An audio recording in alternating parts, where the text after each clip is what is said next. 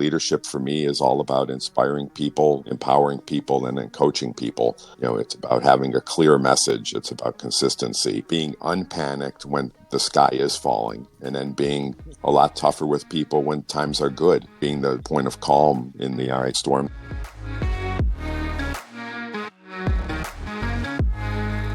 Welcome back to the Time on Wing podcast. I'm Courtney Miller of Visual Approach Analytics. With me, as always, is Garrick Deschavan of Collateral Verifications.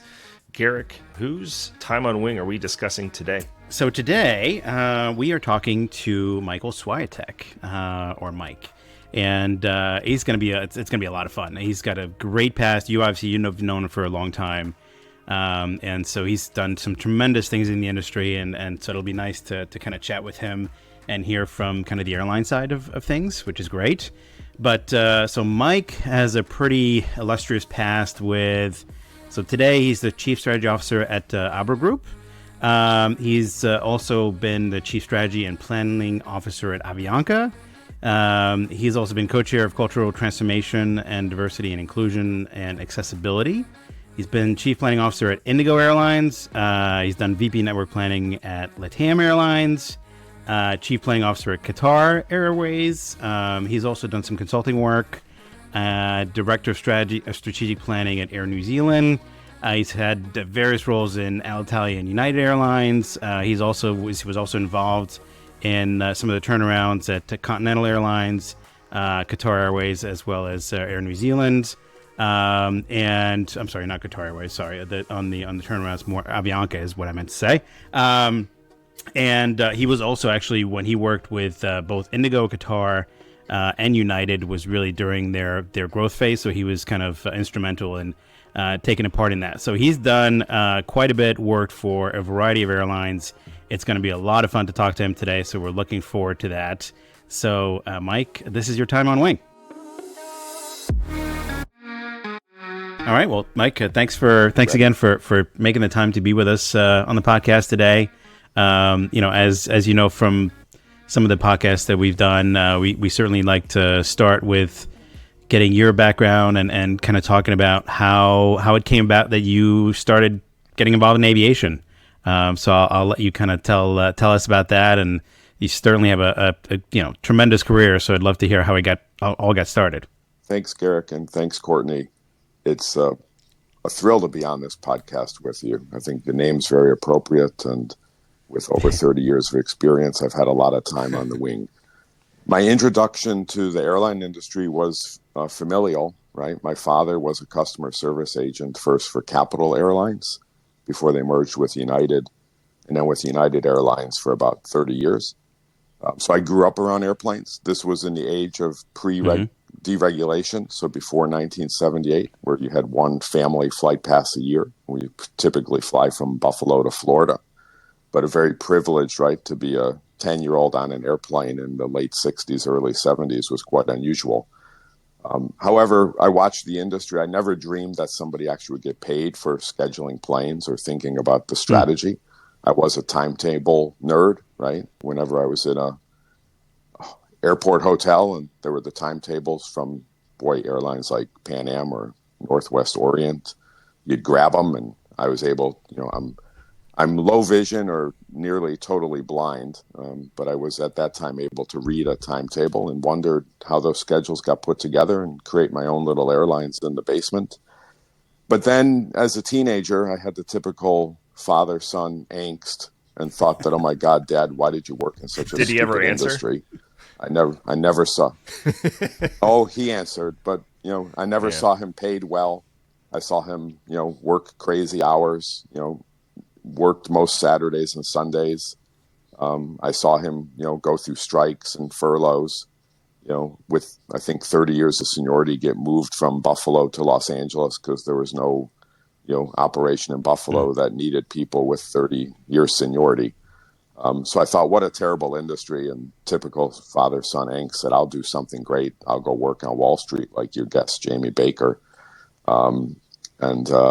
Then, unfortunately, when I was in business school, my dad passed away, and I realized I don't want to be a Wall Street banker. I want to be an airline guy. So I'd say I was an airline nerd from 0 to 14. And then from 14 to 26, hated the industry other than it got me from place to place. And then when in business school, rediscovered it from a business perspective and found out there were lots of cool jobs and head offices that I could do as a blind person or nearly blind person. You know, always a joke was, oh, you work in the airline industry, are you a pilot? Well, if you see my mobility cane, you probably Sure could would be answer funny, that for though. yourself. You need a pilot outfit. To be like, yes, I am. Yes, I am. I'll give you my old hat. Yeah. So there's a long answer to your short question, but yeah, exposed to the industry early on, hated it, came into it after business school, and that was in 1992, and have been mostly guiding airlines ever since then, with a couple of small exceptions. I took out to try to become a social platform entrepreneur in around the year 2014, Yeah, so 15. Okay, so you finished business school, I guess, and forgive me if I'm wrong here. You went to Continental, is that right? Was that your first? No, my first job was with United Airlines. I started on July 6th, 1992. You know, it was the year after the first Gulf War. I think in 1991, United Airlines was the first U.S. company to ever lose $1 billion in a single year. And I started in the network planning area with United, Courtney. This was 92. I'm trying to think back 92, to 1992. I mean, the United personality at that era was obviously very different. Well, it was Stephen Wolf was CEO. I was very fortunate to be exposed. Boy, I could rattle off 100 names at that time at United. But, you know, Stephen Wolf was CEO. Rakesh Gangwal was SVP of Network and Revenue Management. Monty Brewer was the VP of Network Planning, who really made the final decision to hire me. My director was a guy by the name of David Feldman. My manager was Joe Morris. I was an analyst, other analysts there at the time.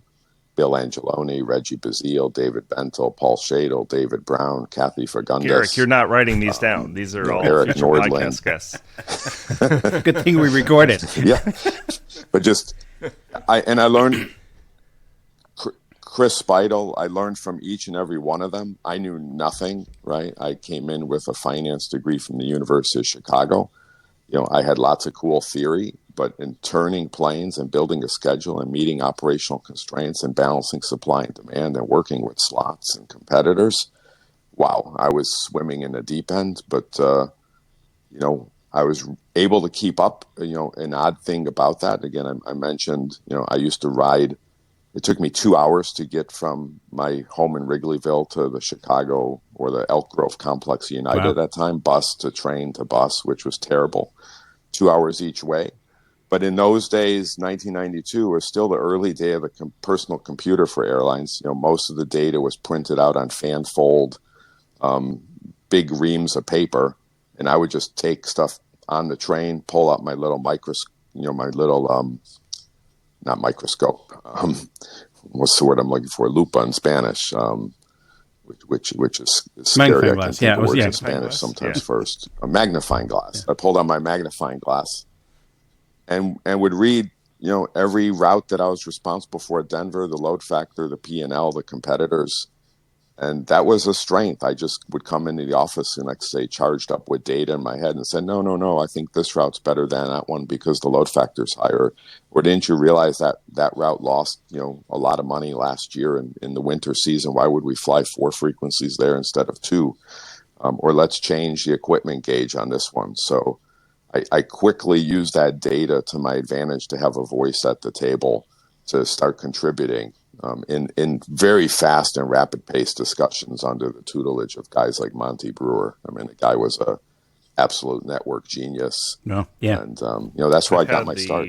The pleasure and luck of working with Monty for a short bit, and phenomenal guy. There's a difference, kind of the people in the industry that kind of transcend, just to overuse a word, where it's more just about it's more just about finding the right answer than it is about personal movement or improvement, or moving up the chain. And even though Monty was able to move up the chain at several airlines, he comes across to me as just somebody who was just fascinated in discovery. You're also on that list, Mike. Just the fascination of discovery. You don't care whose it is, just as long as it's discovered.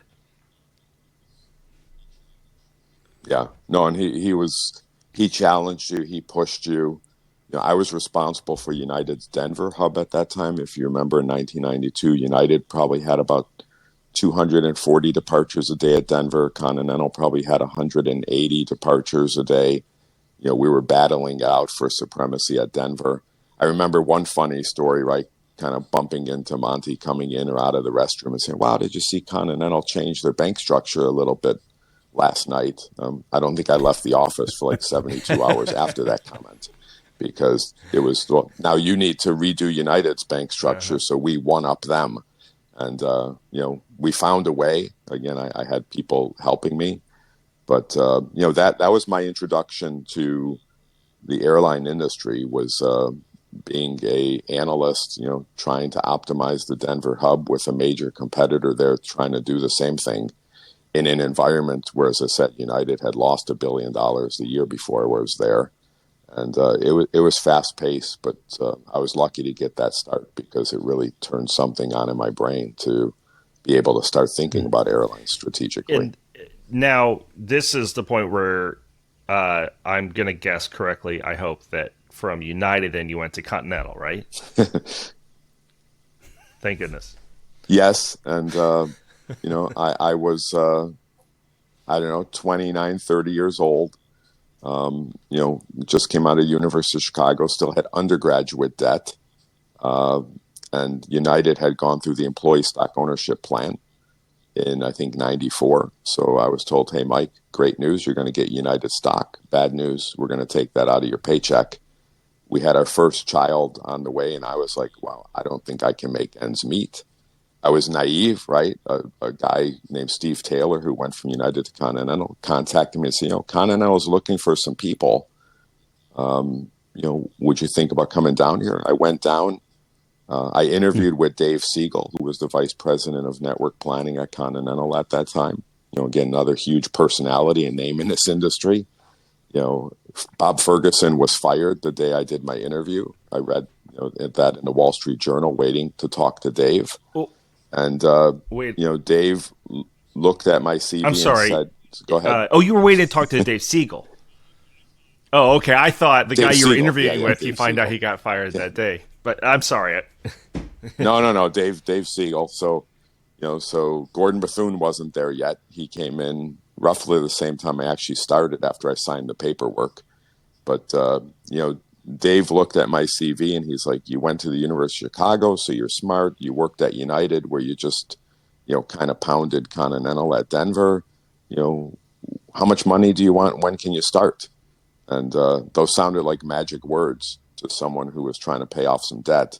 Boy, I didn't realize when I got there how close Continental was to the brink. That point was made to me on day one.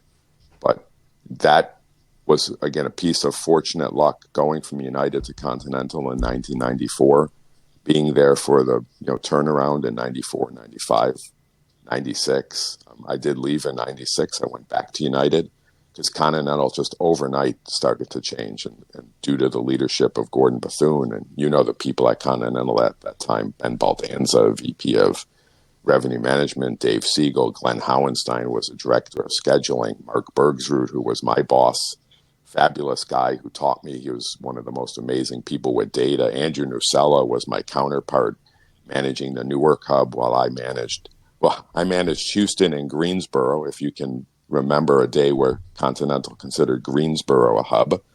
That was the remnants of Continental Light. And Andrew was managing Newark and Cleveland. We both reported to Mark Bergsrud. Scott Kirby was a Sabre, installing the airline profitability model at Continental. So Scott Kirby was there at that time at Continental. Lou Ramery, Dave Barger, John Happ, Oh, wow. Zane Rowe was my counterpart in finance, who went on to be the CFO of the Yeah. merged United Continental. I mean, what a cast of characters at Continental at that time. But everyone rolled up their sleeves. I think I had analysts sitting under like water pipes in a closet. We were in an old building, just trying to get stuff done, just trying to survive. You know, but what an amazing thing, right? Houston was 180 departures when I got to Continental. I thought, hey, this thing could be 300 someday. People laughed at me in operations. They said, no way, we can never see us having over 250 flights a day in Houston. I remember calling Zane Rowe. It must have been, I don't know, 10, 15 years ago, when United and Continental merged, and Continental had 780 departures a day at Houston at that time. And I said, remember when people told us it would never make it to 250? And Andrew did the same at Newark, right? The transatlantic, double daily 757s across the transatlantic, for one of the first airlines to do that. So what a magical time in my career to be at that Continental turnaround. Again, as a manager, not as a senior leader, not as a C-level person, but boy, I learned a lot at that time as well. And that's been the theme of my industry, as Courtney's well aware of, is I try to go into a hotspot. I think you get to learn in 3 years what it would take other people 9 years to learn. And you really see strategy in action. And the great thing about airline strategy, it kind of plays out in 2-3 years' time. You don't have to wait 20 years to see if you built the factory in the right country to build cars. This thing pops or doesn't pop really quick. And Continental was one of those that popped really quick. And I was like, all right, now what do I do? But then the journey continued. Back to United, so you follow this thread kind of throughout your career of you mentioned kind of the hot spots, and I don't know if I were just to throw out random hot spots, I might say Alitalia and Qatar and Air New Zealand and I don't know, Avianca, LATAM. You did some work with Aero Mexico, I remember, as well. Indigo, Yeah, right? Indigo in So India. Yeah. Well, actually, I think what I'm most interested about through all of this movement around, these hotspots, how did you go from Chicago to New Zealand? To move your residence. Boy, the answer is really simple on that one, Courtney. By way of Rome. How else All would roads. you go from Chicago All to New roads. Zealand? So yes, I returned to Chicago as a strategy manager. Again, Monty Brewer was still there. Rakesh Gangwal was gone by that time. And Kevin Knight was my boss there. Again, great guy, worked at Etihad for a number of years. And a guy by the name of John LaCosta, who I worked with at Continental, had become the VP at Alitalia. I'd always had into my life plans. I'd been an exchange student to go work overseas for 2-3 years. Right when I was in business school, I thought it would be Tokyo or London. Never dreamed of an airline opportunity in Rome. But I went there in 1998. We were struggling to get the family relocated. This was pre Schengen, pre the euro, so using Italian lira. Boy, was I paid a lot in Italian lira. That was pretty cool to see all the zeros at the end of a paycheck.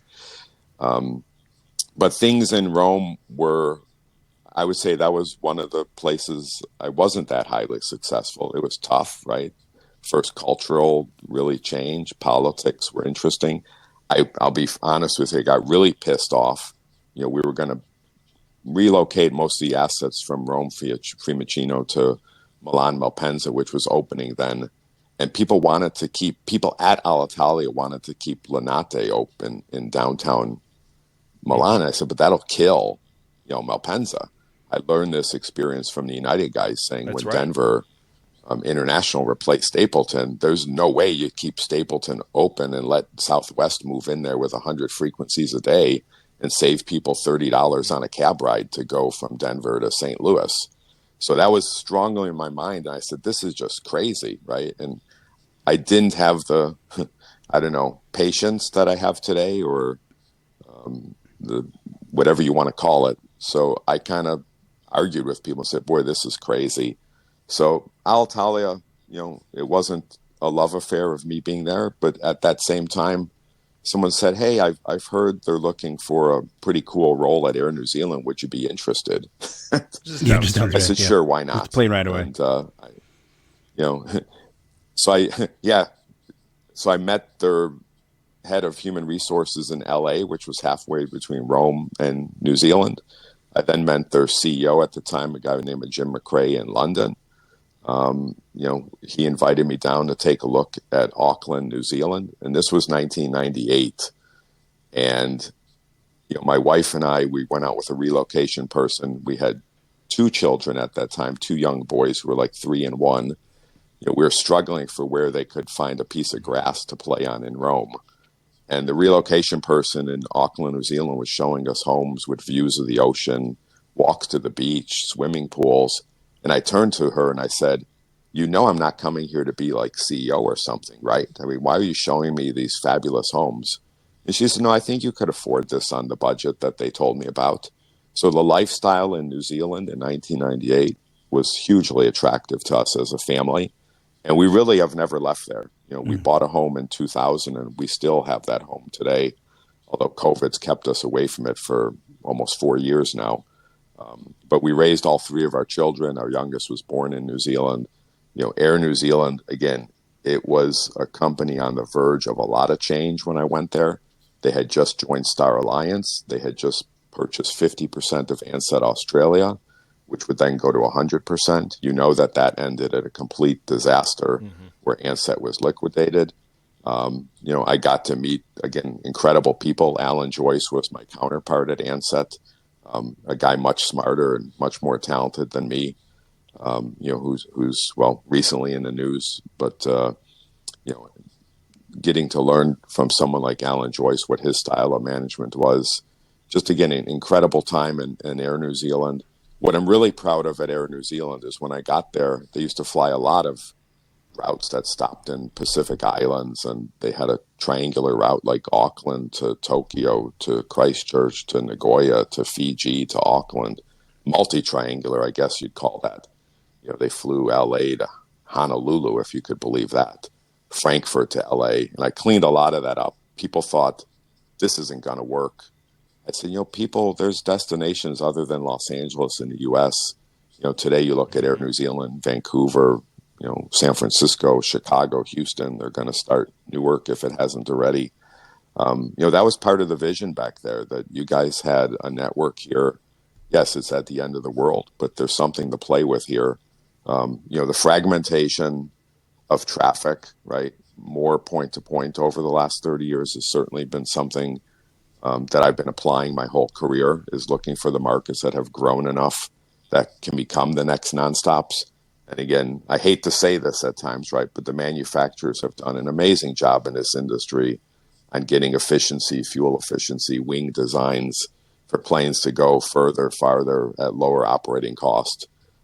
And that magic has, again, been part of this 30-year journey for me of using 787s efficiently, using A320 Neos or even classic A320s and 737s that, hey, they can fly transcon from Newark to San Francisco.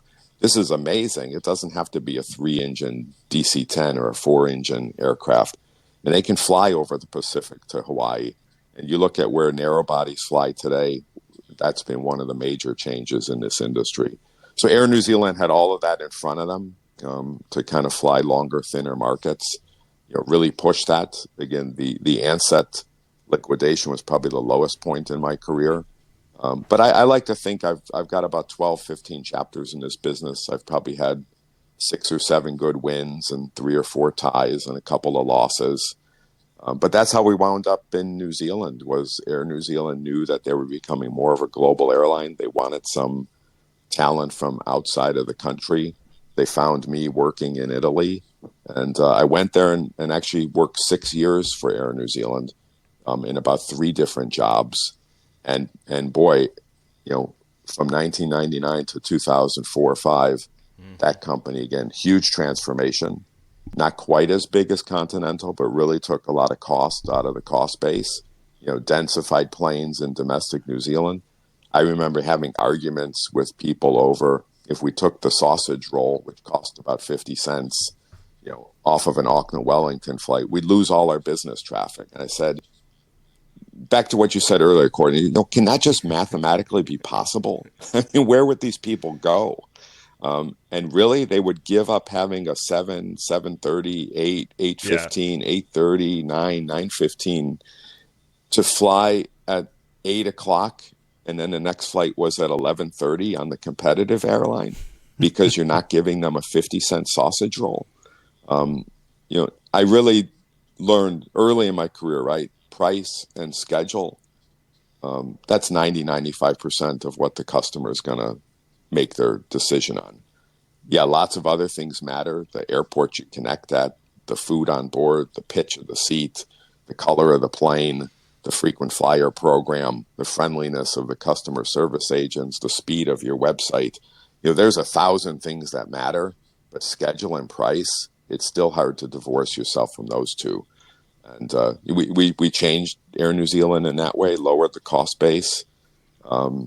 Great tutelage. The CEO who came in at that time, Ralph Norris, he's still one of my all-time greats at CEO in this industry. He came from the banking industry. He sat on the board, so not a lot of airline experience, but boy, was he tremendous at the people aspect of the business. Rob Fife then came in as CEO of Air New Zealand, one of the best marketing, one of the best innovative guys I've ever seen in action.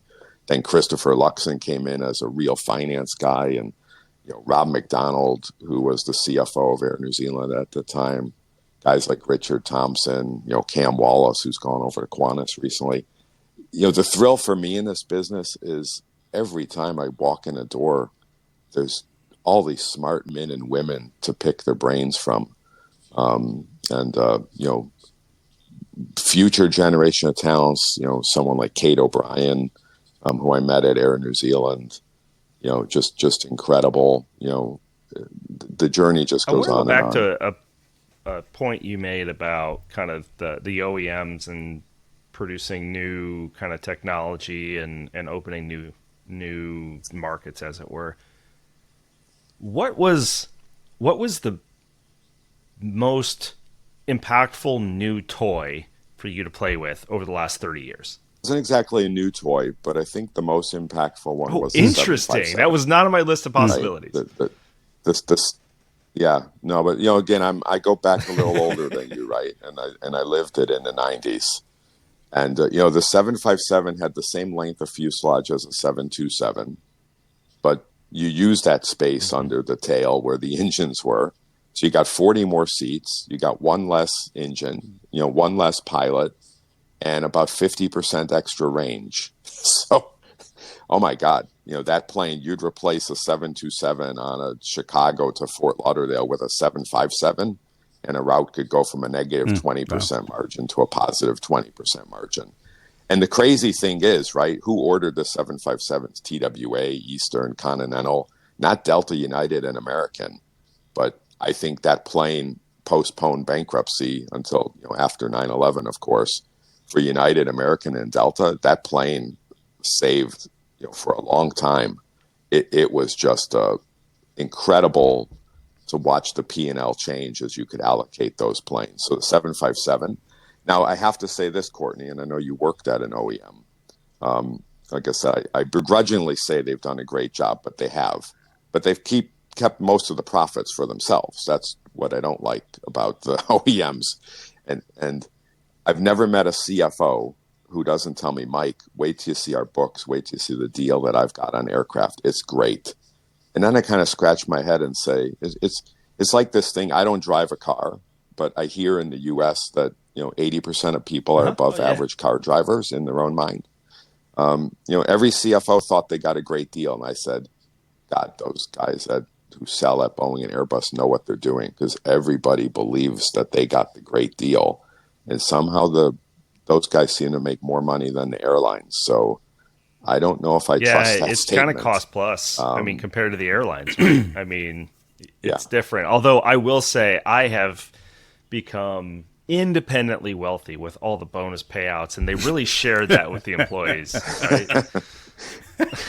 No, that's a good point, Courtney. But But again, shiny new toys are great until you realize everybody else got the same ones, and they're more expensive than the unshiny old toys. So you really need to be careful in your fleet acquisition.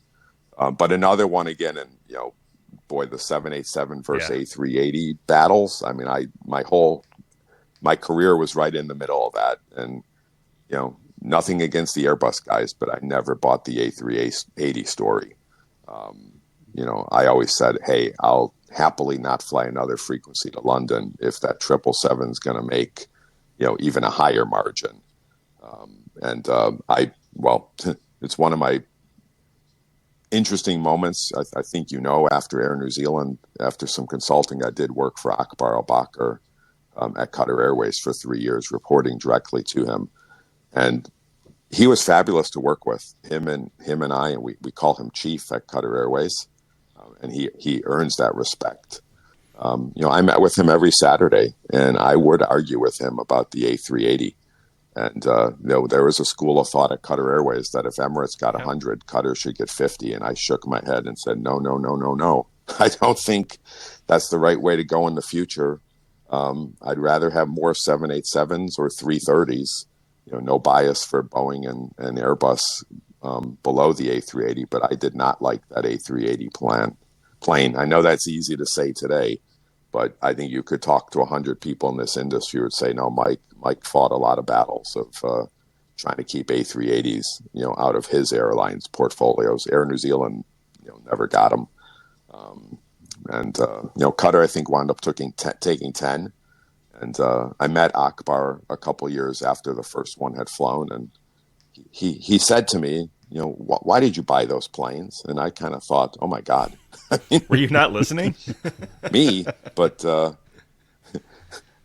he was, right? He was, because he did take it from 50 to 10. So, but I think even 10 was probably. I mean, a lot 10 of people forget that that this was in the mid 2000s, kind of early 2000s. I mean, that was the big debate in aviation. The A380's number one competitor at that time was the 787. Right? This is before things played out the way that they did. But it was that fragmentation versus kind of trunk route mentality. And of course now things are as they are. In those regards, because you mentioned Akbar and from a pure leadership standpoint, you've worked with every possible personality there is to work for and with in aviation. Have you noticed any trends on the type of airline leadership that works well, and that which you just kind of know it's not the right fit? Oh, there have been cases where I've known it's not been the right fit, and I've walked away from a couple situations. When the magic and chemistry there, it's amazing. And I'm happy to say I currently have that with Adrian Neuhauser, who's the CEO of Avianca and co-CEO of Abra. Him and I have just seen it, eye to eye. We think similar, and we come up to the same solution, even if we're not in the same room. And that's been amazing. But yeah, culture is important. Leadership style is important. Leadership for me is all about inspiring people, empowering people, and then coaching people. It's about having a clear message. It's about consistency. It's about being unpanicked when the sky is falling, and then being a lot tougher with people when times are good.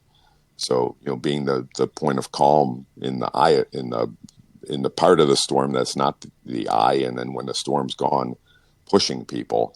And yeah, you're right, Courtney. I've worked with every type you can imagine. I think 10 different nationalities. A little note, I even worked for a Russian CEO at Malev for 6 months. I was the acting chief commercial officer, where Peter Leonov was the CEO. I've worked for Akbar, who's Qatari, New Zealanders, Australians, Chileans, Europeans, you name it. It's been an amazing journey, and great people, but great people below as well. But yeah, it's kind of like, what do you say in the airline industry? The right price for the right person at the right time. Leadership's a lot like that. The right person at the right place at the right time. again, looking way above to someone like Gordon Bethune, boy, that guy was just magical. I always said he could smell bullshit from, miles away. And I had my couple of experiences with him where I wasn't the one bullshitting, thankfully, but, the closing of the Greensboro hub was one of those cases where it was me and Mark Bergsrud and probably Dave Siegel in the meeting and Gordon Bethune. And, I had the analysis said, this doesn't make sense to continue to fly 30 flights a day in Greensboro. We should just be flying, 2 to Cleveland, 3 to Houston, 4 to Newark. But there was a maintenance base there. And, it was probably a great lifestyle for the maintenance people living in Greensboro. And they didn't want it to be closed as a hub. And I told you early on, right, I know the personal, what that does to a family, right? I watched my own father get moved from Buffalo to LA at an inappropriate time in my schooling or whatever. So I know this affects personal lives, but you have to make the right decision for the company. But yeah, Gordon Bethune could just smell, nope, this is the right thing to do. I'd rather talk about the people, underneath me who I've helped to mentor, people like Anker Vanderwerf, who's at SAS right now. Boy, Yolanda Yu is a woman who worked for me at Qatar. She could just get anything done. She's at Air New Zealand today. I just love working with people and helping their career go. And I think that's what a leader should do, right? Step out of the way when the decision's easy to make. I had a CEO who said this to me once, look, if the decision's easy to make, you just make it. Bring me in when it's a tough decision.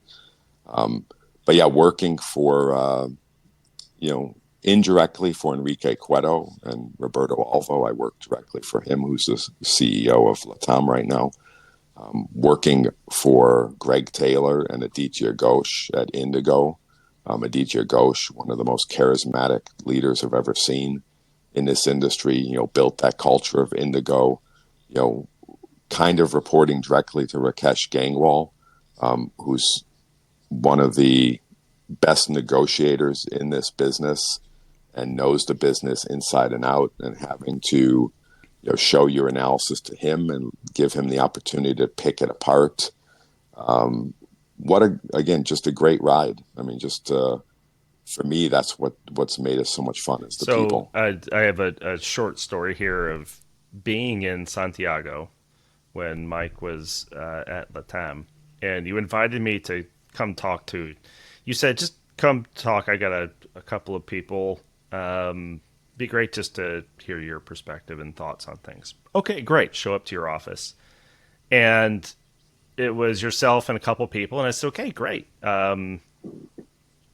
Let's chat. And you said, okay, you ready? Let's go. And I said, well, is this not the couple of people? And we round the corner, and there were about 50 people in this conference room, all facing me. And you're like, okay, Courtney, talk. And I will say it was an amazing experience, because one of the things that really stood out to me, and this has happened at every time I've interacted with you in your position at an airline, is there was not only no fear to ask questions or say what they thought, but also I did get the sense that they had the instinct to say something just so that they're heard saying something. There was this true sense of discovery, and it's kind of that leadership style that I'm so fascinated with. I mean, I kind of consider you a mentor in those regards on the leadership style. But how do you? Here's a question: how do you do that?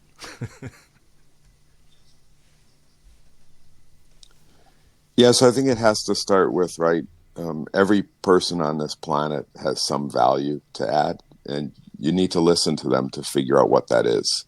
You can't assume. So just getting people to talk and actually listening to them.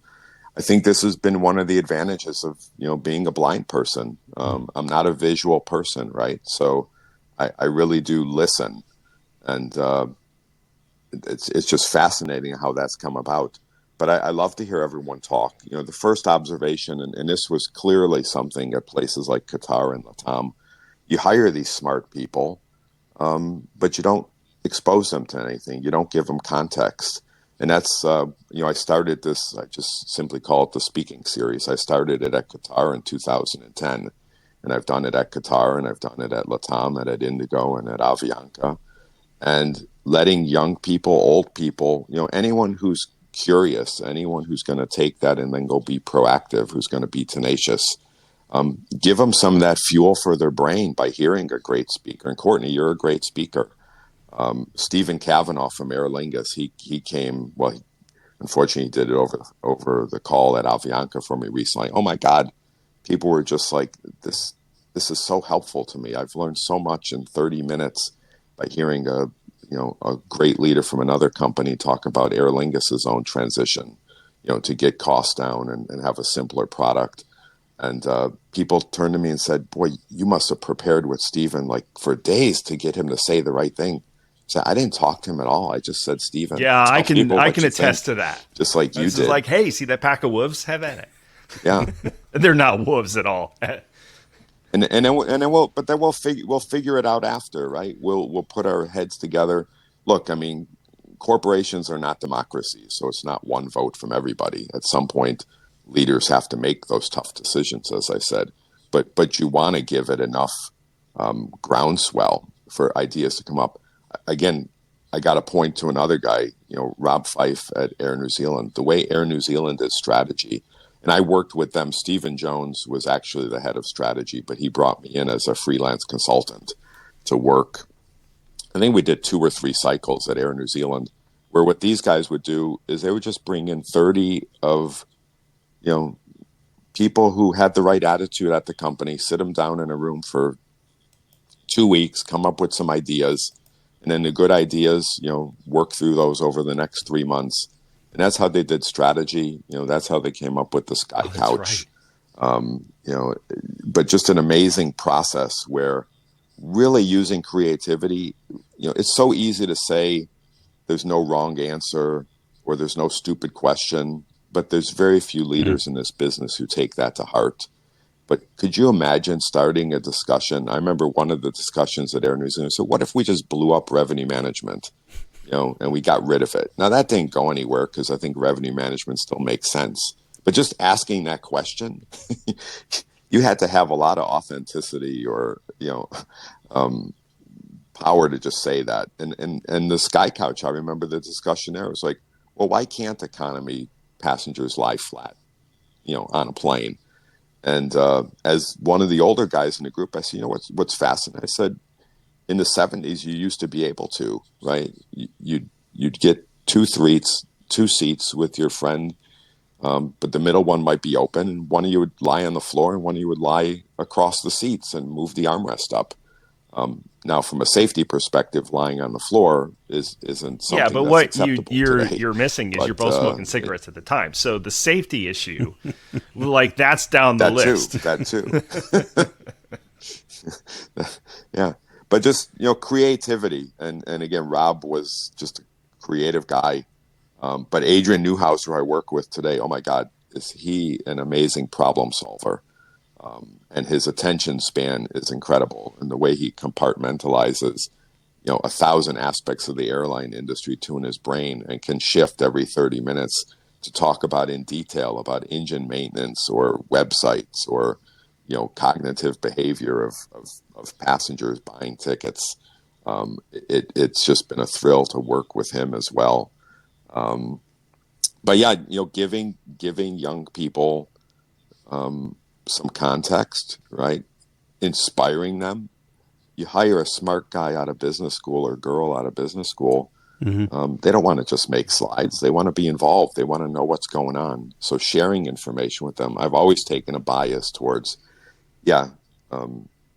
confidentiality is something we have to take to heart when we're dealing with things that are going to affect investors or affect them, the market. But not telling your own people what's going on, not giving them the context about why you want to change the business. And what we've done at Avianca recently, the second oldest airline in the world, we were 100 years old when COVID hit. We had to survive that with no government support. We had to go through a Chapter 11 style bankruptcy. We had to reorganize the business around the fundamentals that we thought were most important, which was, cost actually beats the network in this case, and the network beats product. And as a network guy, I don't like saying that something's more important than my part of the business, but For Avianca, at least, cost is more important, and we've driven that through. And then to change the culture, how about where this industry can take you? I mean, a guy who's focused on strategy and planning and finance and network gets asked in a non-English speaking country to help change the culture of that airline. I mean, it can't get any better than that. But, that's what my boss asked me to do with our head of HR, is go in and change the culture of Avianca. And that culture change starts with having a speaker series for people so they can learn when they're young, that they get exposure to a Stephen Cavanaugh or a Monty Brewer or a Courtney Miller, that they're allowed to ask questions that may be stupid, but probably aren't, right? May uncover some secrets. And I just come back to Courtney, right? Leader's job is easy. Stay on point. Again, inspire people so they want to come to work.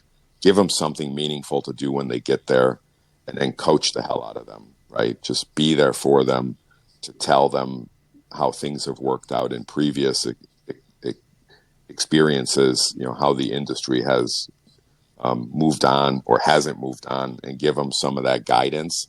And my team does all the work. I always say I do very little.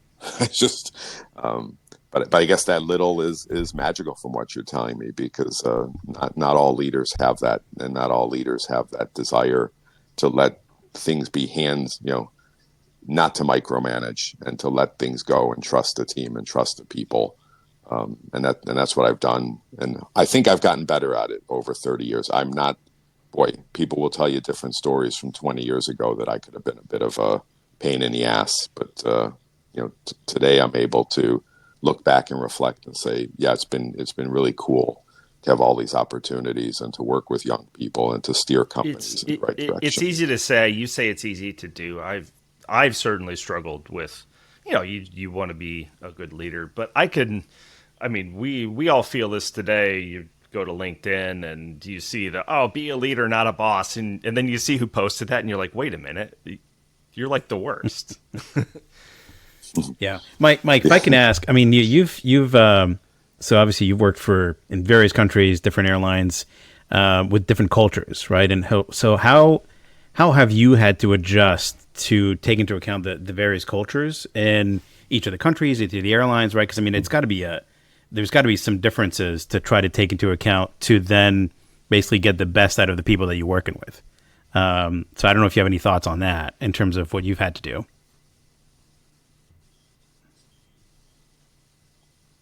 Yeah, experience, right? I'm much better at it today than I was in my first experience at Alitalia.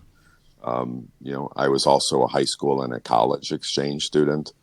Some of the open advice I'm always happy to give people, and not just young people. I've coached people who are in their 50s as well.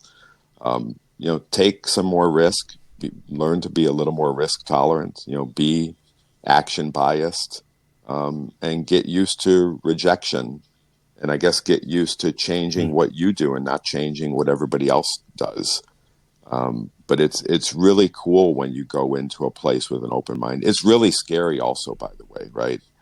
I did a high school exchange program to Sweden, and I was telling someone the other day, and I think it's because of my blindness, that I just have to take risk. Otherwise, I won't do a lot in life. So I've played football, I've played baseball, I've acted in high school plays. That's scary stuff when you can't see what's in front of you. But I have a mental capability of postponing things like that until the last 24 hours, and I go, oh my God, what am I getting myself into? Am I really moving to Qatar? But being able to block it out mentally, but being able to be open to it and to recognize that there's beauty all over the world, and I never miss something from America or New Zealand, which is also a key home for us. I try to work with what's great in the other country. So I don't miss foods or miss music. I absorb what's there, and it all comes down to people. And this has been, again, just to be able to work with people in Colombia and Chile and the Middle East and India and be brought into their homes and to go share. I've never been to a country that doesn't want the same things. They want a better life for their children, right? They want to enjoy music and good food. They want to be together. Robert Waldinger, he's the guy who's taken over this great Harvard study from like the 30s. And he wrote a book called The Good Life, right? Relationships is what matters in life at the end of the day. And, but you got to be open, right? You got to be open. You got to be a bit of a risk taker. You got to be willing to give things up to say, I'll find something to replace that, which might even be better. And then, it's really been helpful for me. We didn't talk about it too much, but, the pattern of my career has been to be somewhere for 1,000 days or 3 years. I believe that's the right time for most jobs, because either I've successfully done it in 1,000 days or I haven't. And if I haven't, why do you want me around still? And if I have, I want to go grow some more. But I could do anything for 1,000 days, right? I could live without anything, I think, for 1,000 days. But it's because I know the 1,000 days will come to an end. If you told me I can never have pizza again for the rest of my life, I'd be pretty upset. But if you said you got to give it up for 1,000 days, I'd be like, I can do that. I mean, so that part of the attitude has really been helpful. Is you're not giving it up; you're just postponing it for a while. And on the road, you might find something you like even more. And but no, it's challenging. It's tough to go into another country's culture, into a different company culture. And to have to prove yourself and have to earn respect, right? I hate getting respect from my title. You might have noticed at LATAM, I had a VP title there.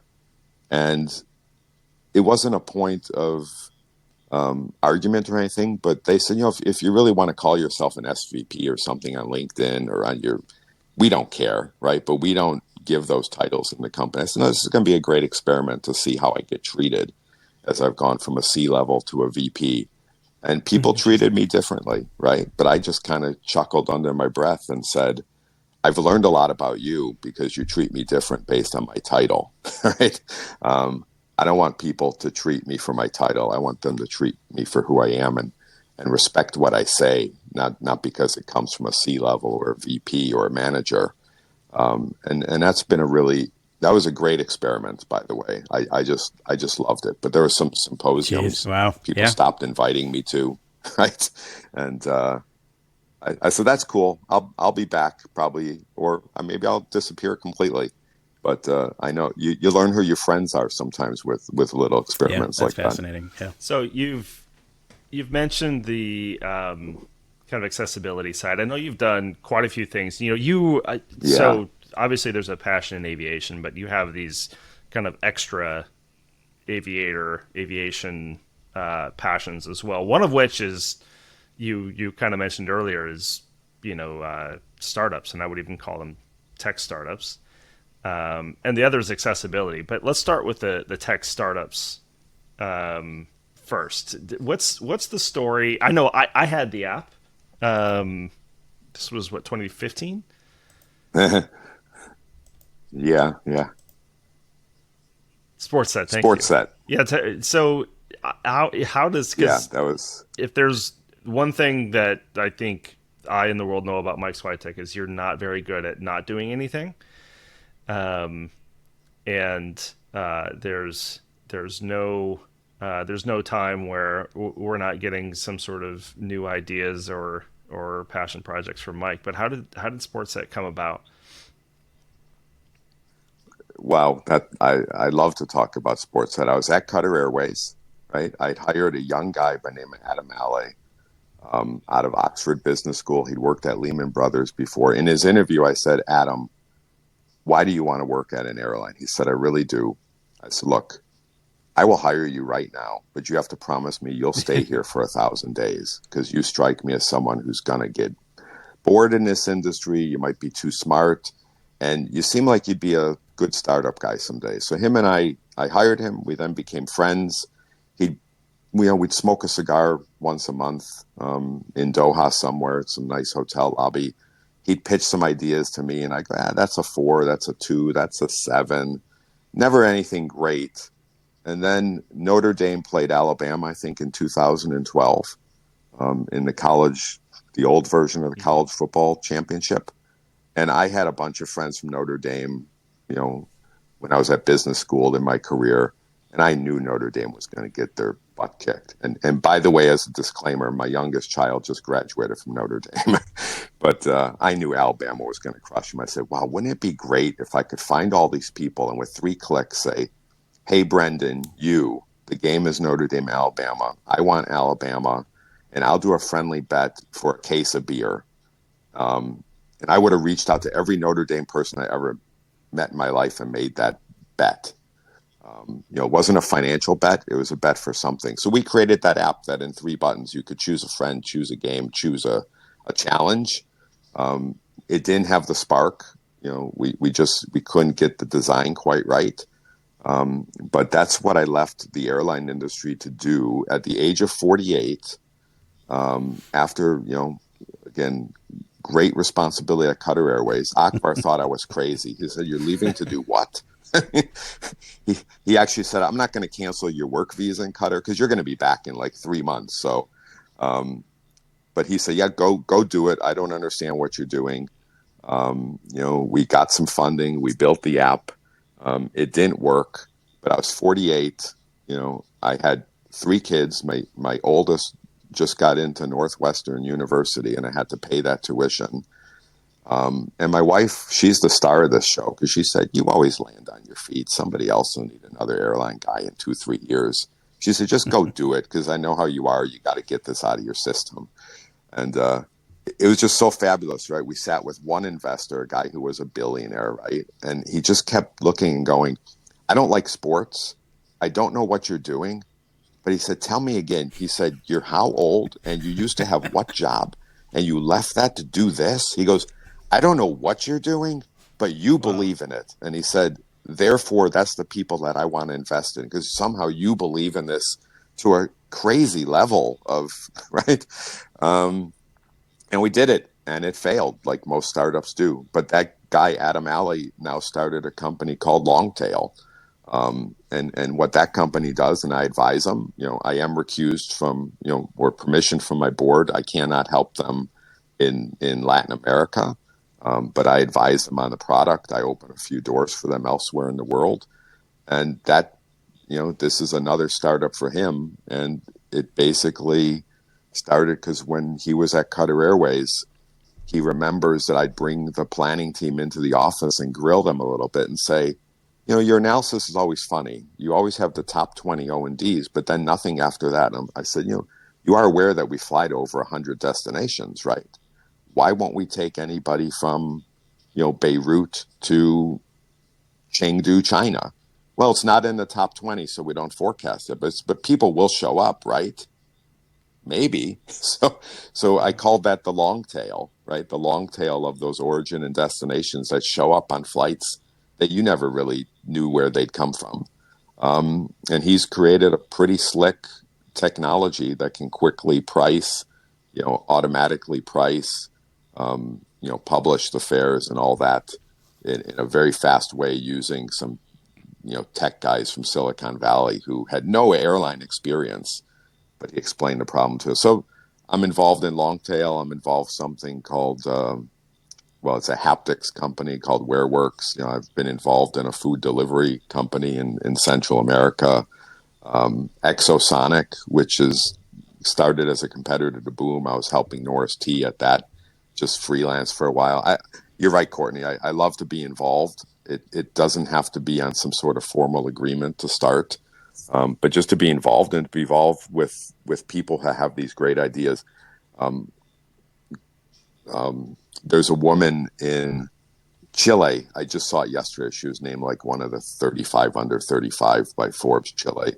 She built, her name's Komani Dodal, and she built an app. 87% of schools in Latin America didn't have a microscope, didn't have any scientific equipment. And she showed them how you can use your smartphone to do that and bring it into the classroom. So I just love to be around ideas and smart people and interesting people. And that's, I'm not a technologist. I can barely get my computer to work.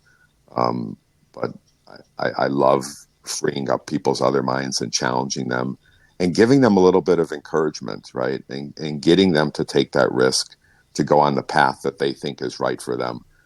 There's a guy named Jeff Costel who I worked with him at United. He's Penn undergrad, Kellogg graduate, worked at Goldman Sachs, worked at United Management. He came to me one day and said, Mike, I think I want to be a pilot. I was like, go do it. I mean, he's like, yeah, but everyone else says it's crazy. Because it is crazy, Jeff, right? Because you're going to give up a salary to go fly an ATR at Continental Express. But I said, if that's what you love to do, you got to do it. Daniel Schurz, I think you know Daniel, Courtney, right? Brilliant guy. He was on, he worked on my team at United. Monty Brewer again gets the credit for hiring him. But I remember Daniel coming to me and saying, I think I want to go work at the CTA, the Chicago Transit Authority, scheduling buses. I was like, go do it if that's what you want to do, right? And giving people that encouragement on startups. Again, they do fail. I know the financial pain of it failing, but if you're smart, if you've got great attitude, you're going to land on your feet. And my wife was right about that. And after that failure is where I wound up consulting to Aero Mexico for 3 months, and then taking this full-time job at LATAM for 1,000 3 days. years. Which, I mean, look, it's all about loving what you do, right? I mean, that's Yeah. Confucius, it's right? so true. If you love It what is so you do, true. you never work a day in your life. But wow. So why don't you tell us a little bit more about, obviously, from the obviously you've with your disability, you've been working for the travel industry for so long. Can you tell us a little bit more in terms of kind of some of the initiative that you're taking on, that you're putting out there to try to help more people being able to travel, to have a better experience when they travel? I think that's so great that you're doing that, and so important. Yeah, accessibility has become one of those passion projects for me. I've been going blind. I was legally born blind, which in the U.S. there's a definition that you have. If you think of peripheral vision as 180 degrees, I've seen some people say under 20. I was diagnosed with under 5 degrees of peripheral vision, which basically, if you put your hands wide apart and then bring them in and in and in and in until you've gone from 180 to 5 degrees, that's kind of what I see, is just a pinprick in the middle of everything else. And then visual acuity, I've almost lost completely as well, which is the clarity. So, on an eye chart, I can hardly make out the first letter E. But this has been a long journey, and it's kind of happened in stages. So I was able to hide my own disability until about the age of 40. I really couldn't see, but I would just tell a good friend at United or Continental, hey, when the room gets dark, when I'm going to need a ride because I don't drive. I don't want all my bosses to know I have this problem, quite frankly, because they couldn't absorb it. When I would apply for a job, HR would ask me 3 times, what's your driver's license number? And I said, I mentioned to you I have a visual problem. I don't drive a car for safety reasons. Oh, yeah. And then 2 minutes later, hey, why didn't you fill in your driver's license? It was just incomprehensible at that time. The American with Disabilities Act didn't come into play until, it just celebrated 30-year anniversary, so 1993. So it was a different world, and I had to survive, grade school and high school and college without a lot of vision. I had to, survive coming into the workforce, but doing a desk job, mostly on the computer, again, with magnifying glasses, etc. I could survive. I had a great skill of memorization, but I've kind of had 2 careers, right? Early in my career, I didn't want to be in the spotlight because there was just an opportunity to embarrass myself. Now with my mobility cane and with people's knowledge that I'm blind, I'm happy to, and I think I have to put myself in this spotlight, but a really different perspective, right? Because I'm a person with a disability who knows how hard it is to travel, but I'm also trying to make airlines profitable, and I know how hard that is to do, and blending those 2 perspectives together. So I've really come down with a few critical statements when it comes to accessibility in travel, right? We got to look for low cost, high impact, common sense ideas that are use universal design. We've got tools available to us that some are really inexpensive, like building awareness, training employees, changing processes, digital technology, and then the hardware, changing the plane, putting accessible laboratories on.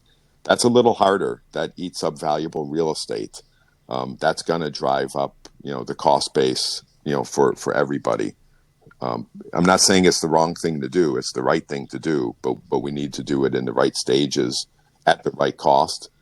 I want to see other people share in the funding for this and in the cost. A common question I usually ask on accessibility is, the airline generally pays for the whole wheelchair push, but you're going to the retail shops, you're in the government security lines. Why is the airline paying for that, right? Why can't we share that cost with other people, but share it at where it just doesn't get then added to our cost, right? To say, sure, we'll pay $10, but we'll ask you for $12 with a margin. And funding for these ideas, right? The more governments can fund them.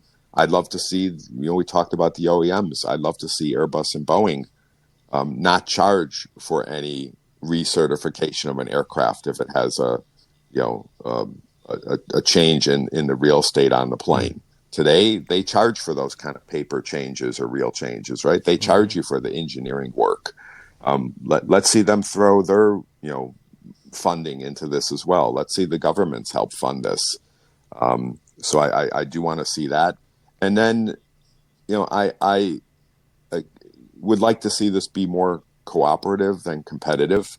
Again, I told you the story about Sky Couch at Air New Zealand. That was really in response to Air New Zealand was really pissed off having to pay Richard Branson and Virgin for the design of the original herringbone kind of layouts on a plane.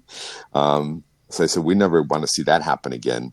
But I hope that airlines will share what they discover in terms of using real estate better for accessibility and make this more of a cooperative, not a competitive point. The way I view safety in the industry, right? You're not going to keep a great safety idea away from your competitor. I don't think you should keep a great accessibility idea away from your competitors. I think it's going to be done with thousands of actions, and I'm really proud at Avianca. We're taking lots of small actions today. We're testing Braille on 3 of our aircraft. United had a big announcement about Braille on their aircraft. I belong to blind, low vision chat groups where, oh my God, it just everybody has a different opinion on what's the right way to do it. So that universal design. But hopefully you can tell in the energy in my voice, this is something I want to continue with when I do semi-retire, and I do hope to semi-retire in 2025 when I'm hit the age of 62. And spend more time on this. I've had the privilege this year and next year to be the IATA chairman of their working group on accessibility. And I've met great people like Linda Restagno and Simon Ralph and Clifford Conrad at IATA. And of course, Willie Walsh is there. And, the industry is taking accessibility a lot more serious. So yeah, it's a passion. It's another journey. And I'm open to good ideas from anybody who wants to talk about accessibility. So find me on LinkedIn, and I'm happy to start that chat. I have so many questions on this. I have 3 in particular. One, can you share some examples of low hanging fruit that are easy and quick wins that do you think the industry can just go after today? Well, again, I'll start with that path I said of awareness, training, process, digital technology, and hardware. The awareness is so critical. Courtney, it is so disappointing to see that I can still get on a plane and people don't know what a mobility cane is, right? And they don't have the courage to say to me, Michael, is there something I can do to help you? And it's going to be very simple things like me saying, yeah, can you just take my hand and show me where the call button is? Right. Can you show me, where what's around me in the seat? Can you tell me how many rows behind me is the emergency? But I walk on a plane and it's at all airlines, right? I feel like they don't know how to deal with me with a mobility cane. So they kind of wish me that I'm not going to approach them with a question. And I do believe it's a two-way street, right? I think that persons with disabilities should be more open and should be approaching people to say, hey, I may need some help in a different situation. But I'd love to see every flight attendant see and say, oh, I noticed you use a mobility cane. Is there something extra I can help you with? and not assume, don't take my arm, don't pull me to my seat, don't assume I can see nothing. But just and this is again where I love this statement.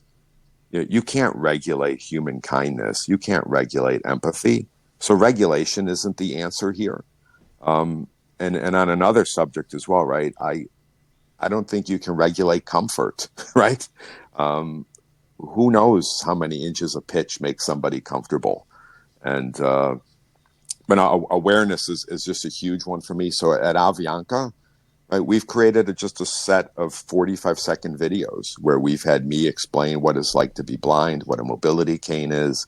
We've had people in a wheelchair, people with autism, just say, hey, this is my travel journey, and this is, how I hit pain points and where maybe you can help. And don't be embarrassed to talk to me, and I hopefully won't be embarrassed to talk to you. But we're all different as human beings. And, the amazing thing is, right, anyone who's able today could be disabled, 5 minutes from now. And that could be for a week, a month, a year, or your lifetime. And our eyes, my particular one, right, our eyes were just not made to last 80 or 100 years. So we're seeing more, people losing their vision as they get older. And people who, even fully vision. So you say quick wins, Courtney, right? We made the lettering on the flight numbering just bigger and in a good contrast for people. My own wife has put me in the wrong seat on planes. Go, oh, sorry, that's not row 28. That's row 26. Right? I mean, so making that bigger for everybody to see is just kind of common sense. But we've made that disappear on some planes, right? Or it's just harder to find, or people don't want to do it from a branding or marketing position. I don't know. But on Avianca, we're testing with a bigger font on the seat numbering. We've put Braille on the seat numbering, so someone who reads Braille can just run their hand along the underneath the baggage compartments. But then the baggage compartments are going to change with the bigger bins, right? And they're more rounded, and they don't have that railing underneath them. So now you need a different solution. So, yeah, I think there's 1,000 small things that can be done. There's over 1,000 pain points on these customer journeys for people with different disabilities. And the small ones may add up to a heck of a lot. And, that's why I said, ask yourself, send me some ideas. You guys are bright guys. Give me a couple ideas from you, what you think we should be doing. You mentioned awareness. I would love, so I know that this week you're traveling with a few connections.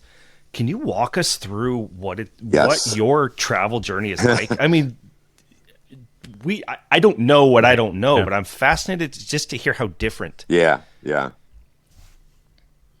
So I will be flying this week from Grand Rapids to Atlanta to Bogota to LA to Seattle to Chicago.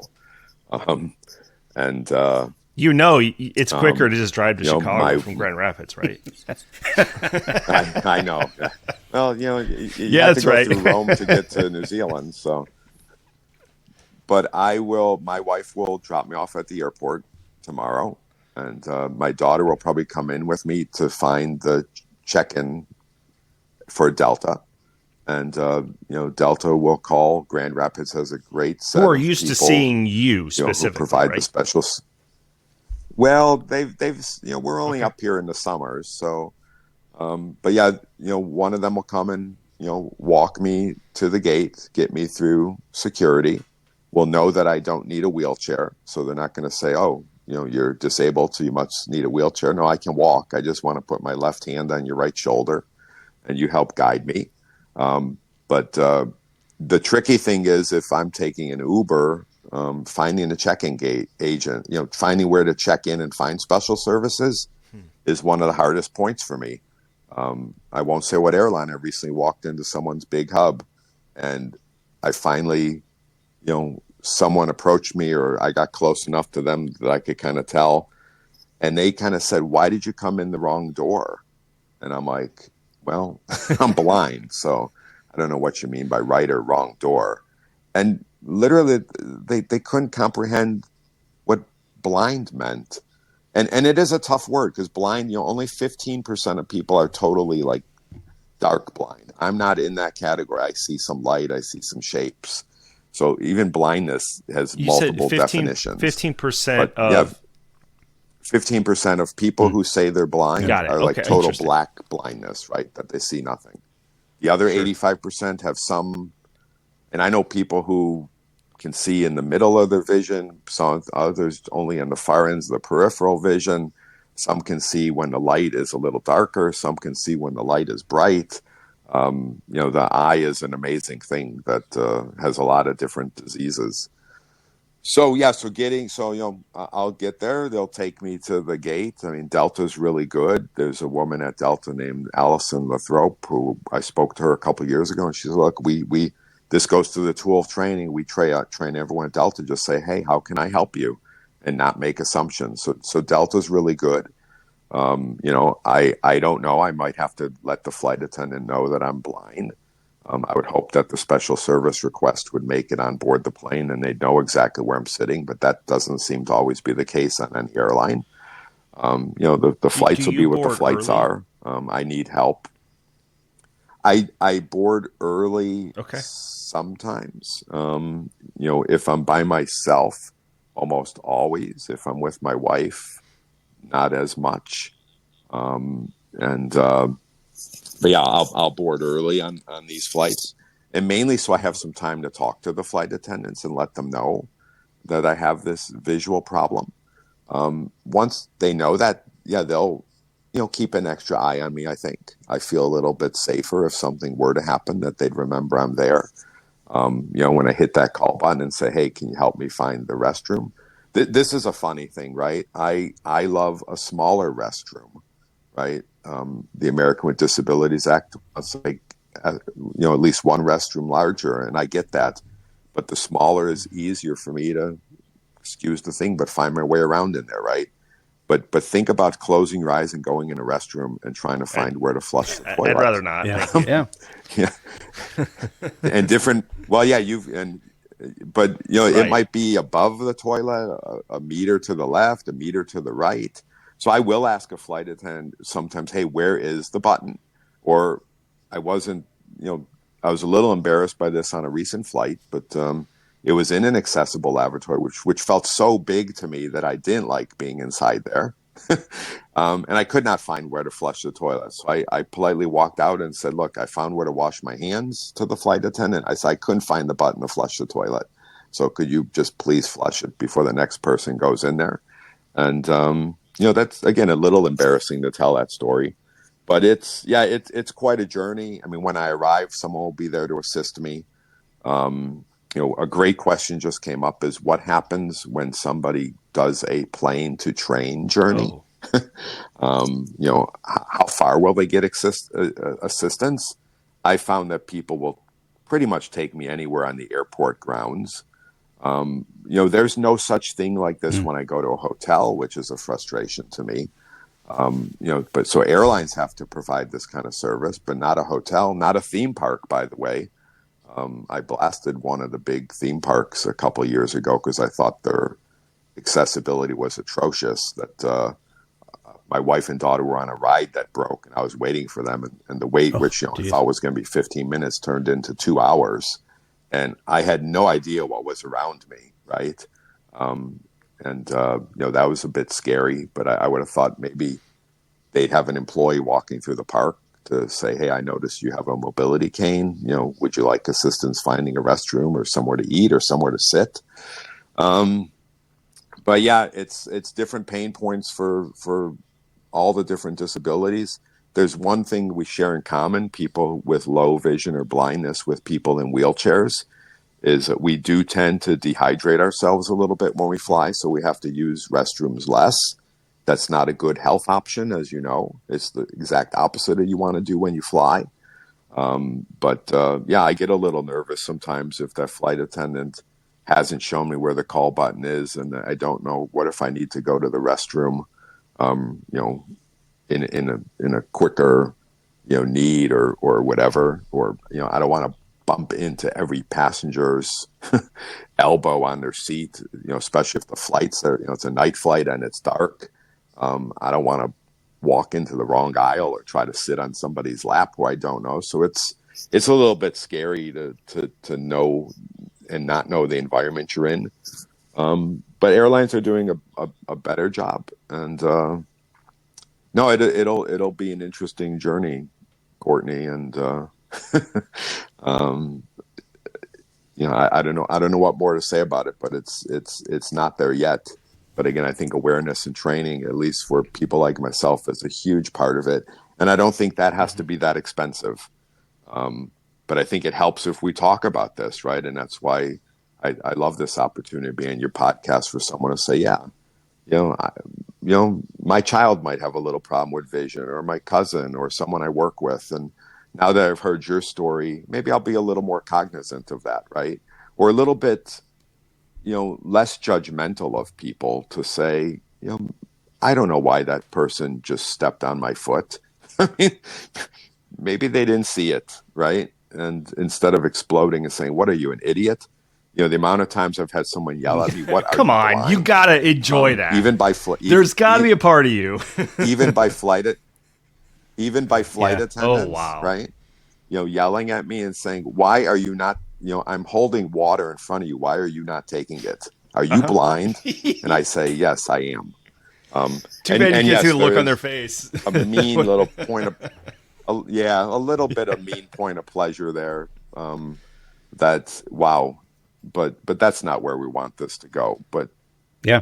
yeah, just Like you say, common it's all about sense, right? awareness, right? I Being a mean, and better because human I think being. for those that don't have those disabilities, you don't think about it, right? It's not because it's not something that you deal with on a daily basis, right?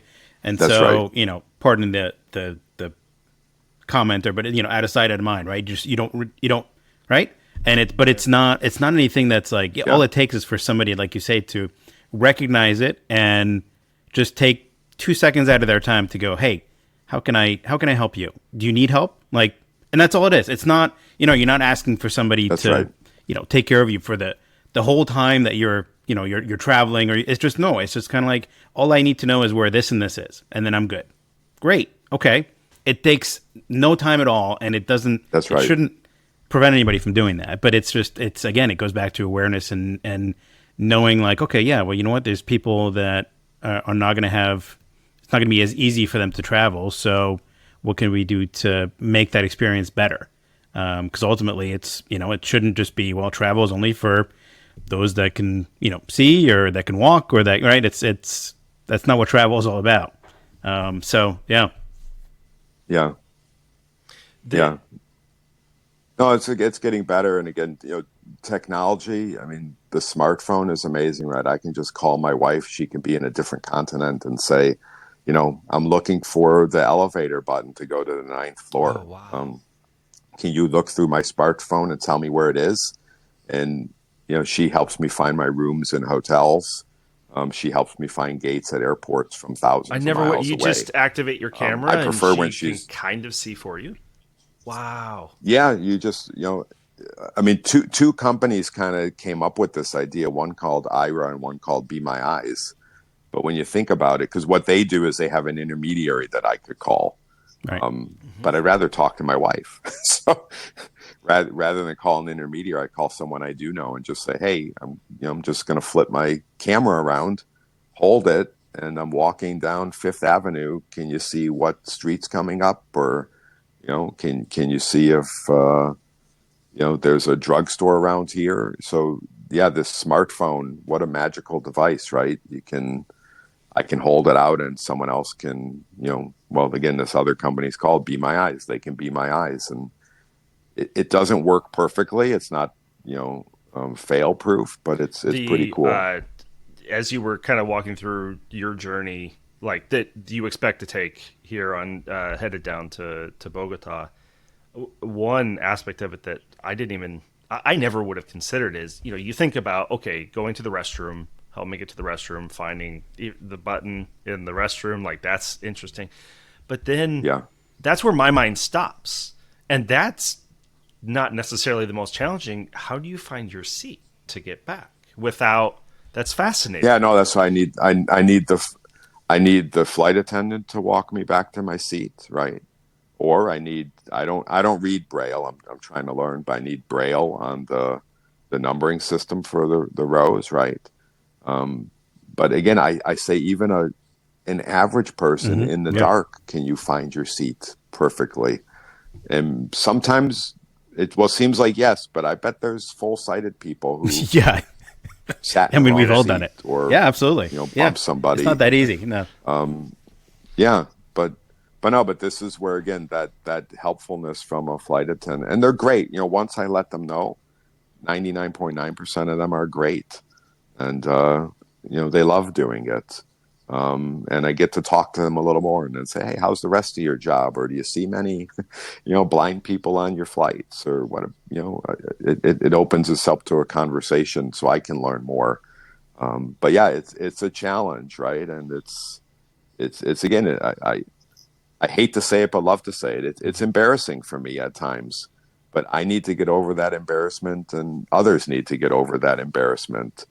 And work together to help solve these problems. And technology is going to work in places, and human kindness is going to work in other places. And the more we talk about it, the more people have that in the back of their mind. And the next time you see that guy or woman, who looks like they're a little lost, maybe it is someone with an eye condition. That's not total blindness, but they're struggling in that moment. Or maybe it's somebody who has high anxiety.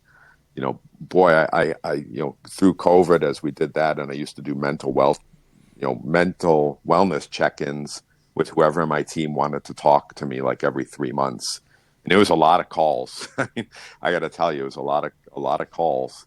But I learned one of my employees really suffered from kind of severe anxiety, and that employee told me, Mike, I love hearing your stories, but the scariest part for me traveling is when I have to stand in the boarding line and someone might start talking to me, or when I sit down and that stranger starts asking me a question.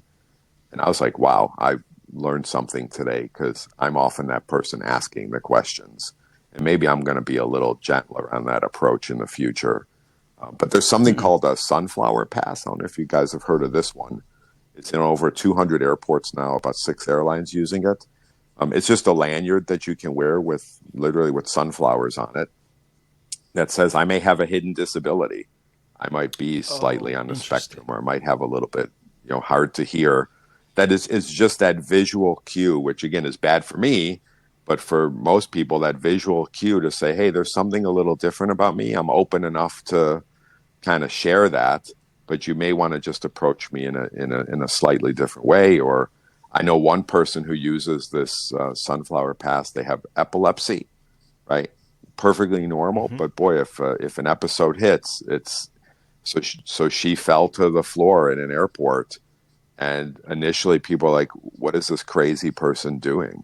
And then someone recognized, oh my God, she's got a sunflower lanyard on.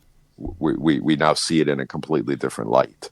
So yeah, Well, we could go so on and on and on, but I do thanks want for to talk asking about these the other questions. half of kind of how you opened the accessibility. One is making things more accessible, but then you also mentioned the cost-effective nature of doing that, and I Yeah. think that opens up this massive gray area that, in my experience, limited as it may be, that conversation exists really kind of only at the black and white extremes, right? Of, well, look, we need to make this accessible to absolutely everybody. And then on the other end, there's really no, yeah, well, we can't afford that. We can't do everything for everybody, so we're not going to do anything for anybody. And this is Yeah. where I imagine you spend the majority of your time, and your experience and context is probably the most valuable. Is how do you approach that question of how much cost should we incur for how much accessibility, or how many more types of disabilities are made accessible? Yeah, so I think a couple of things. There's one, and this is why a different point, right? I want to see the funding for that be more balanced, right? I want to see, everybody, put something towards making it accessible. And then the other one you're talking about, yeah, I mean, just for me, the stark contrast would be, let's say we get to the point where technology will allow a wheelchair to be bolted down to the floor during flight, which people are getting closer to that every day. We're going to at some point have to have the discussion, well, how many seats would you make available that can do that? And if a if someone's going to tell me it has to be every seat on the plane, I'm going to be a little bit argumentative and say, come on, right? I mean, that's going to remove, I don't know, let's say 50% of the real estate for other seats. Should it be one seat on a plane? Well, zero? No, zero doesn't seem right. Is it somewhere between 1 and 4, 4 and 10, 10 and 20?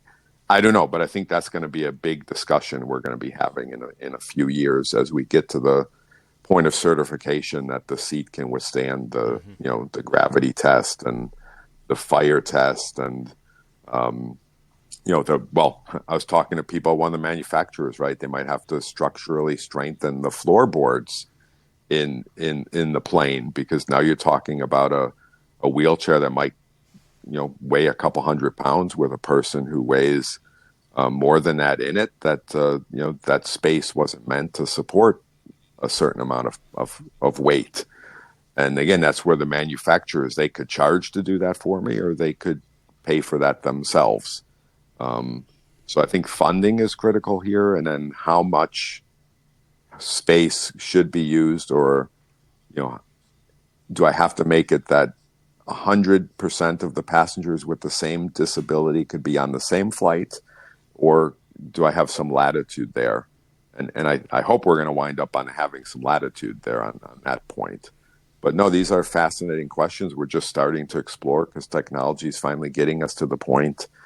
I think there's more openness on the part of airlines to look into this. It is a growing segment of the market, but the thing that I think a lot of people don't know, Willie Walsh nailed it at the last IATA AGM, right? He said, look, the industry in 2022 carried, whatever it was, 5 billion people, right? And had $750 billion in revenue. But the average profit on a ticket was $2.25, less than a cup of coffee. So if the profit margin is that thin, it's a tough incentive for airlines to want to provide special services, etc. I'm not saying we shouldn't, and we do, but you can see the economics are, when I need that special service person to help me, and I paid $100 for a ticket, and the profit was going to be $2 on that ticket, and now there's an extra $20 charge, that I need. I'm a losing customer. So there's not a lot of economic incentive here, but it's the right thing to do, right? And it is a matter of human dignity and human rights to allow everyone to travel. But it's a tough one in a business that is, plagued by slim margins and, fuel cost that's out of control at times. And, we always say, right, this business is everything you don't want in a business. High labor, high assets, high finance cost, commodities, passengers who all have a different reason to travel and change their mind depending on what day they're traveling and what they need. So it's not whining. It is a tough business. I've helped companies turn that around. But this is now another chapter in my career to see how can we make it more accessible, spend money on it, but not damage the industry to the point where it has to go back to 100%. Yeah, no, absolutely. And I think it comes again. down to, Mike. You mentioned it before, but I think standardization, right? Because it's, as you say, it shouldn't be an option, right? It shouldn't be, if you want to have this on your airplane, here is the cost to do that. It should just be every airplane has this, and therefore, so it comes down to, it can't be 100% and it can't be 0. So what's the right percentage that will accommodate most traveling public, right? And it should be global, not U.S. specific or European specific. And so that way, as a manufacturer, I think you can start taking that into account to build airplanes, just like we take, safety, what safety issues, right? Why does every airplane have a reinforced cockpit door? It's for safety, right? All these different things. It should just become, that's part of the build of the airplane, not, you want that too to be able to accommodate certain people. So we're going to do that for you, but it's going to be extra. I think that's the change. So, Definitely. but Yeah. So we've gone We did a bit we knew long, we I would. think, which I was hoping not to do. I hope you have some good editing capability. No, Mike, thank you very much. And hopefully you can make me sound, relevant and intelligent. But yeah, we've talked about some pretty cool subjects: accessibility, leadership, airline strategy, the history of this industry, right? The effect that the OEMs have had with different technology, and just the amazing people that I include the two of you as part of that team, just of amazing people who try to make this happen every day and fly, hundreds of How can millions of people people find a you, year. Mike? Yeah, LinkedIn's kind of my favorite. I'm not on Facebook. I'm not on Twitter. I'm not on Instagram. that's like the worst one for me. I'm not on TikTok. But yeah, if people reach out to me on LinkedIn, there's a 99% chance I'll accept that connection and might start a conversation great. with, Yeah. Well, with Mike, people. But that's the thank you best so way to much for find this, me. Thank you very and much. obviously, anything that we can do to help with your initiative, obviously, we'll do what we can. But this was great to learn about your experience and what you're trying to do today and for the future. So this has been really, really fun. So Yeah, just edit out a little bit of the other stuff and put in a little more of the accessibility. And look, you invite me back, I'd happily come back and we could Great. focus on one of these subjects. But I think you guys are doing a great job. I mean, again, I love the title, Time on the Wing. And yeah, I'm due for an overhaul. well, we'd love to have soon, you back. so. So thanks again, Mike.